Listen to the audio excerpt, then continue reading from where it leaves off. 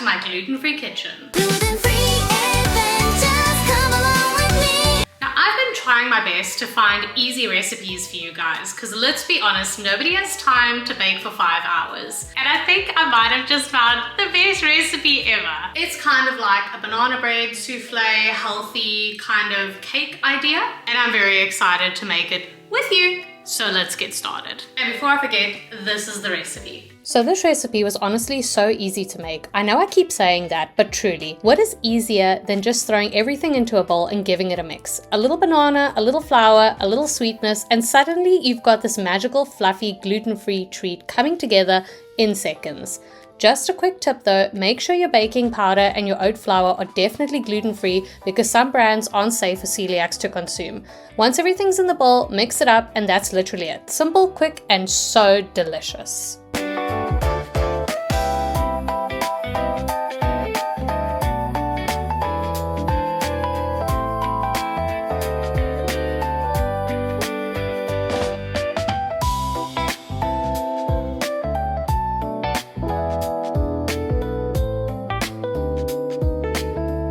Now we're going to put these two beautiful creations in the oven at 180 degrees Celsius for about 12 to 15 minutes.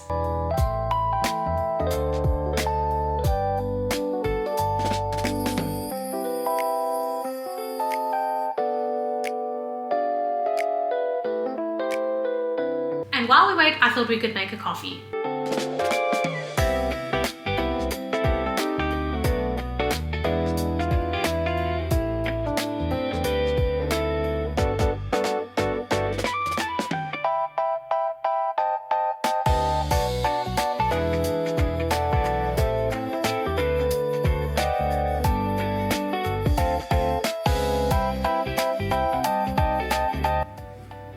That is a fabulous cup of coffee.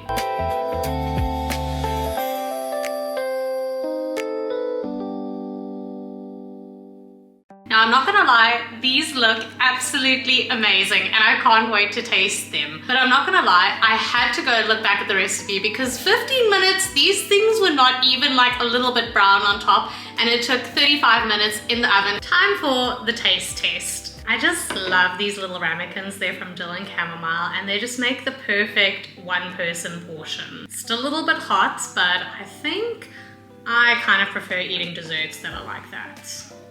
Oof, it looks so juicy and yummy. Steaming.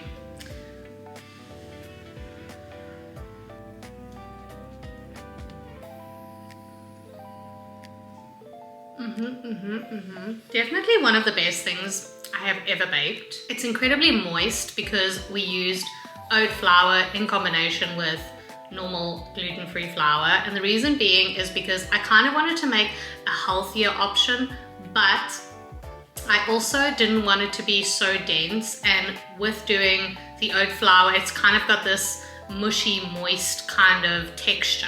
And it is delicious because as you go into it, you can feel that kind of moist feeling, but you've got this kind of layer on top that's crunchy. Don't know about you guys, but I like it when banana bread tastes like that. So it's a very similar kind of texture and taste like a banana bread would be. And of course we use the same kind of recipe, so of course it would be very similar.